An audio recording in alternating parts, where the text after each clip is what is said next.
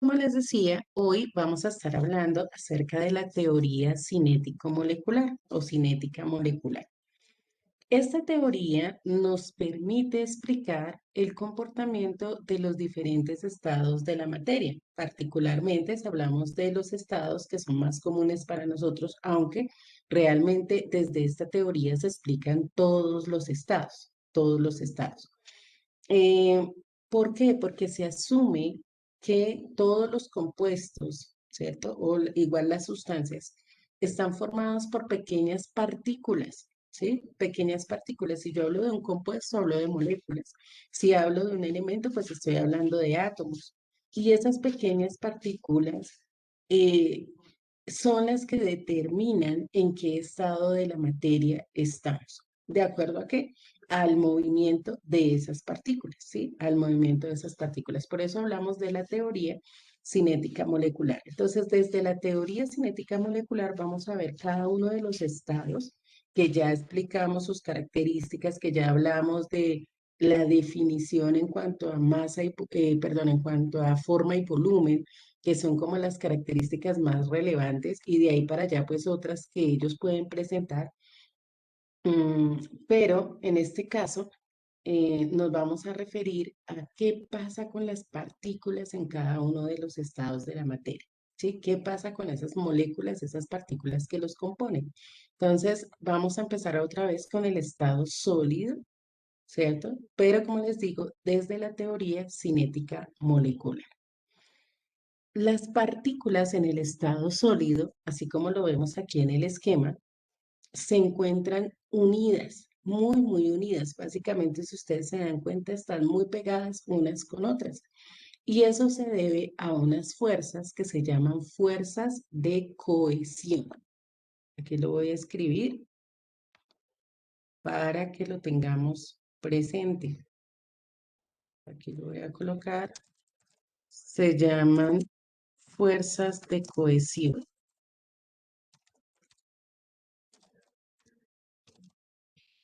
Fuerzas de cohesión. ¿A qué se deben esas fuerzas de cohesión? Justamente, ¿o qué es lo que hacen esas fuerzas de cohesión? Mantener unidas a las partículas, mantenerlas muy juntas en unas distancias relativamente pequeñas, casi que inexistentes. ¿M? Recuerdan que habíamos hablado que una de las propiedades de los sólidos era justamente la rigidez. A eso se debe, a que las partículas están tan pegaditas, tan juntas, que no hay posibilidades realmente de un movimiento entre ellas. Solamente se puede generar una vibración, ¿cierto? Una vibración. Es como todas las partículas ahí juntas y si al caso pueden temblar así unas pegaditas a las otras, pero no hay posibilidad de que ni una sola de esas partículas se vaya a desplazar o vaya a cambiar su posición porque sí, no, todas junticas están vibrando. Hagan de cuenta ustedes como cuando hay un sismo, ¿cierto? Que ustedes ven que todas las cosas se van moviendo así juntas, juntas.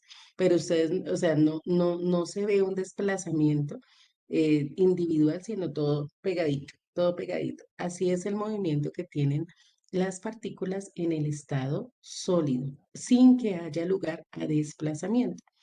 A medida que nosotros aumentamos la temperatura, entonces esa amplitud de las partículas, la amplitud de la vibración se hace mayor, ¿sí? O sea, se va generando como una distancia mayor entre esas partículas y eso es lo que hace que los sólidos se puedan dilatar, ¿sí? La dilatación es eso, como que se estiren un poquito, ¿no? Ahora, no es mucho realmente en un sólido la dilatación, no es una cosa que se note en gran manera, pero les voy a dar un ejemplo de dilatación.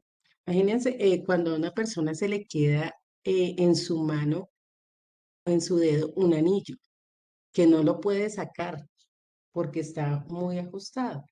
Entonces lo que se hace es utilizar calor, ¿cierto? Tratar de calentar el anillo para lograr un poquito de dilatación, es decir, que ceda un poquito el anillo y poderlo sacar, ¿sí? Y poderlo sacar. Es precisamente gracias a eso, a que al aumentar la temperatura logramos generar un mínimo espacio, ¿sí? Un mínimo espacio entre esas moléculas y de esa manera las moléculas se dilatan y sale un poquito el anillo. No es una cosa grandísima que usted pueda decir, uy, no, ahora el anillo me queda súper grande porque le apliqué un poco de temperatura y ya no me entra. No, no. Solamente es como lo necesario como para que salga y todavía con fuerza. ¿M?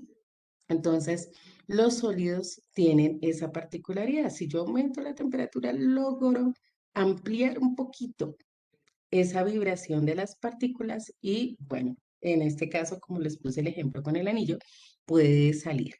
Entonces, desde la teoría cinético-molecular, podemos decir que las partículas de los sólidos no tienen un gran movimiento, solamente pueden vibrar, ¿sí? Solamente pueden vibrar, pero no se pueden desplazar, no se pueden desplazar.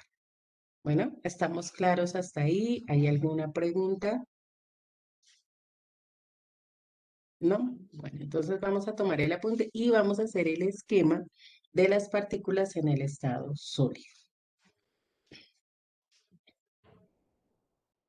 Recuerden que las fuerzas que unen a las partículas se llaman fuerzas de cohesión para todos los casos, no solamente para los sólidos, sino también cuando hablamos de los líquidos, en los gases prácticamente que no hablamos de fuerzas de cohesión, pero pues así se llaman. En ese caso se llaman fuerzas de cohesión, que son unas fuerzas de atracción, ¿cierto? Donde se atraen las moléculas unas a las otras y que en el estado sólido son bastante altas, ¿sí? Son bastante altas las fuerzas de cohesión. Bueno, tomamos el apunte y ya seguimos para hablar de las partículas del estado líquido.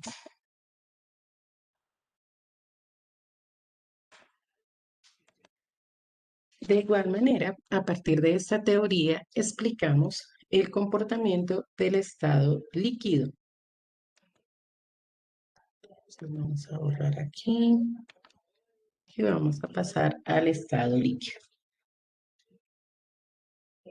En el caso del estado líquido, fíjense cómo se observa en el gráfico las moléculas del estado líquido, a diferencia de las moléculas del estado sólido. Las moléculas del estado líquido tienen mayor espacio entre ellas, porque aunque tienen fuerzas de cohesión, esas fuerzas son menores a las que existen en el estado sólido, son unas fuerzas, digámoslo así, un poco más débiles. Al ser más débiles, ya las moléculas no están tan pegadas unas con otras, ni mejor dicho, tienen un espacio así que no lo pueden, no se pueden mover. No. En el caso de los líquidos, estos espacios que tienen entre una partícula y otra les permite resbalar, les permiten desplazarse, moverse hacia un lado, moverse hacia el otro. No es un gran movimiento, ¿cierto? Pero sí se pueden desplazar. En cambio, en el sólido no se podían desplazar, en el líquido sí. Hay un movimiento que les permite a las partículas moverse, ¿sí? Un espacio, perdón, que les permite a las partículas moverse. Por esa razón era que mencionábamos que los líquidos no tienen una forma definida. ¿Sí? No tienen forma, ¿por qué? Porque como las partículas se están moviendo, entonces ellas van cambiando de forma, van haciendo que el líquido cambie de forma. En los sólidos no pasa eso. La forma es fija porque las partículas no se pueden mover, están demasiado pegadas unas con otras. Entonces, al ser más débiles, esas fuerzas le dan la libertad a las partículas para que se puedan mover. Entonces, los líquidos tienen tres tipos de movimientos. Tienen vibración, como lo tienen los sólidos. Tienen rotación, es decir, pueden girar sobre el mismo eje de la partícula y tienen traslación, es decir, se pueden mover, se pueden desplazar. Tres tipos de movimiento: vibración, rotación y traslación, mientras que en el caso de los sólidos solo teníamos vibración, ¿sí? Rotación y traslación en los líquidos. Y aún las partículas están cercanas unas a otras, ¿cierto? Porque las fuerzas son débiles, pero existen esas fuerzas de cohesión. Entonces, por eso se mantienen cercanas unas a otras. Bueno, Entonces, a diferencia de los sólidos, los líquidos tienen, las partículas de los líquidos tienen libertad de movimiento y presentan tres tipos de movimiento: vibración, rotación y traslación. ¿Alguna pregunta hasta ahí? Bueno, entonces ahora vamos a hacer el esquema de las partículas del estado líquido y su descripción.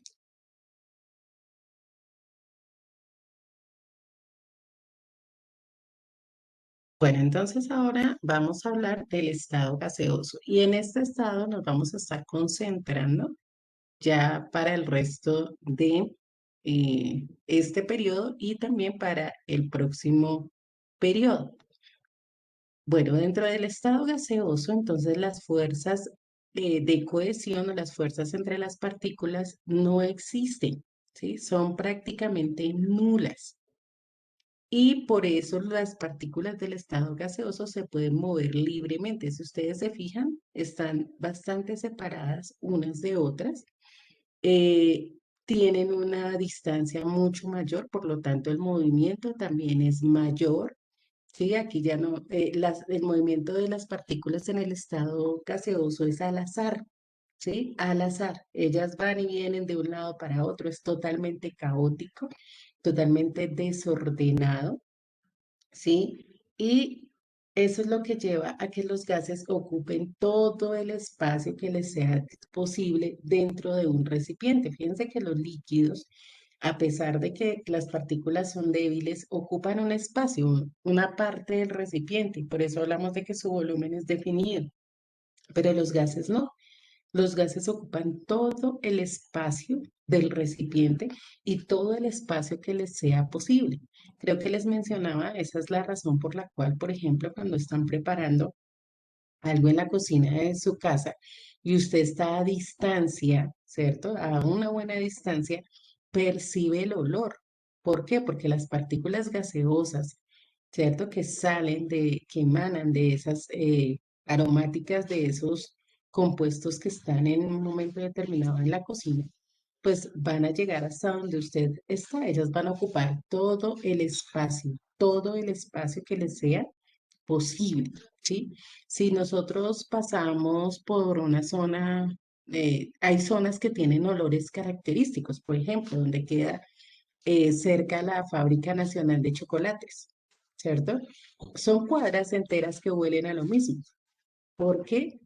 Porque justamente esas moléculas aromáticas del gas se van a dispersar por todo el lugar, se dispersan por todo el lugar. Y por esa razón, pues podemos percibir ese aroma. Y de igual manera, por ejemplo, si pasamos por otra zona como es la sevillana, que sabemos que ahí se hacen aceites, grasas, también se percibe un olor particular en ese lugar, ¿sí? Justamente por eso, porque las moléculas de los gases, al tener esas distancias tan amplias y al ocupar todo el espacio que les sea posible, pues obviamente nos va a permitir percibir esos aromas y esos olores que son moléculas de gas. ¿Estamos claros hasta ahí? ¿Alguna pregunta?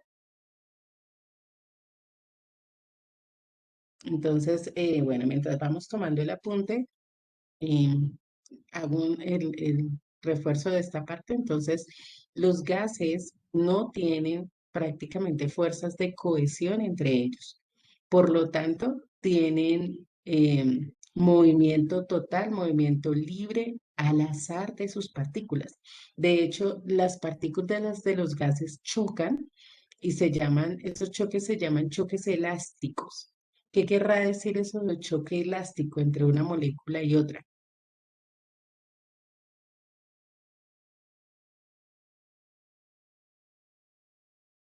¿Qué querrá decir que los choques son elásticos?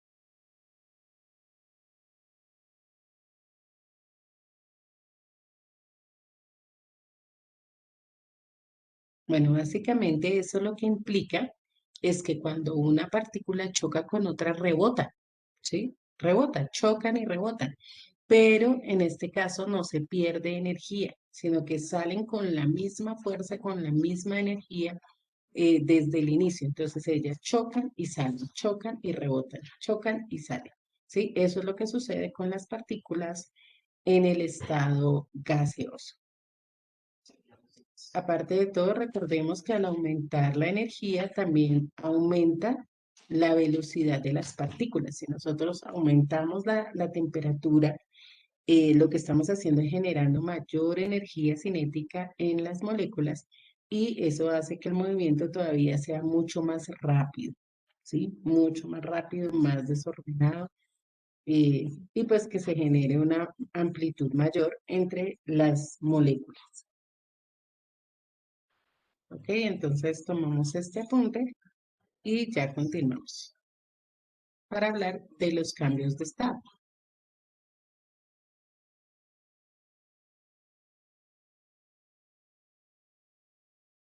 Desde la teoría cinético-molecular también se explican los cambios de estado de la materia.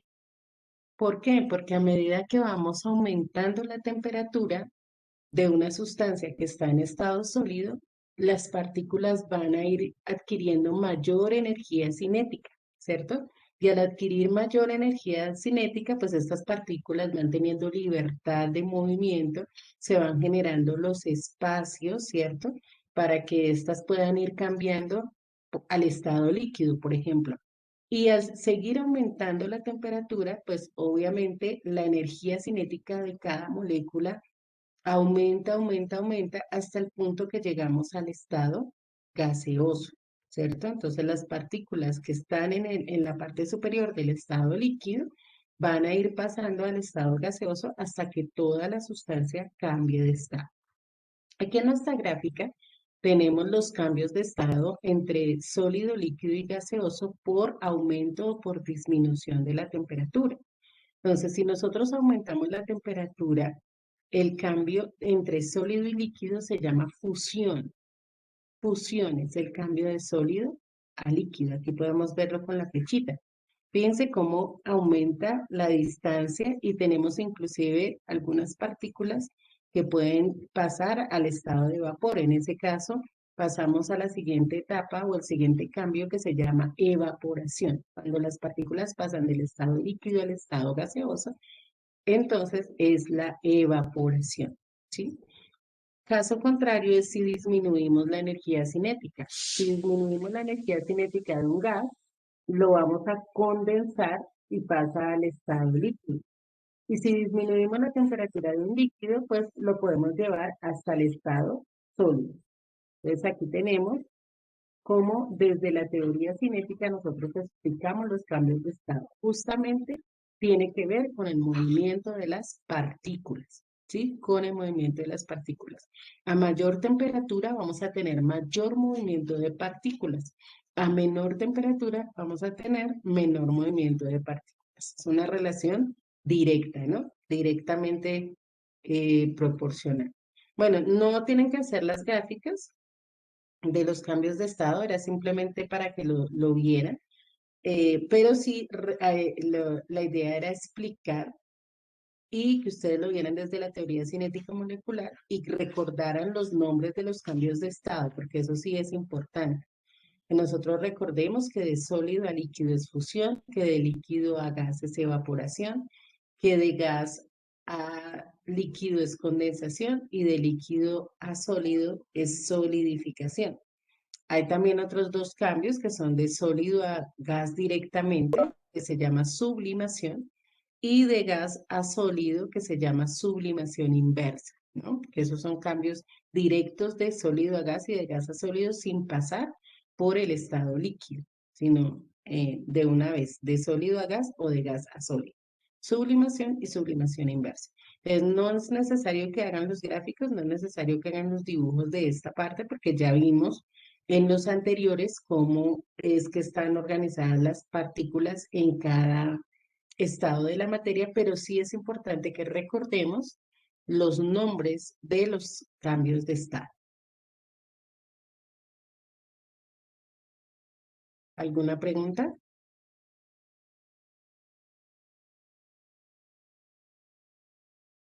Ok, entonces ya tomamos este apunte para finalizar.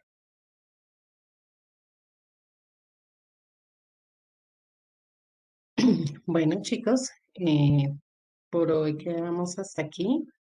Nos vamos a disponer ahora para conectarnos al enlace de la misa. Ayer su director de grupo debió haberles enviado el enlace. Entonces, por favor, vamos a pasar ahora a la misa de bienvenida institucional. Bueno, que tengan excelente jornada. Nos vemos mañana en física. Dios los bendiga. Chao.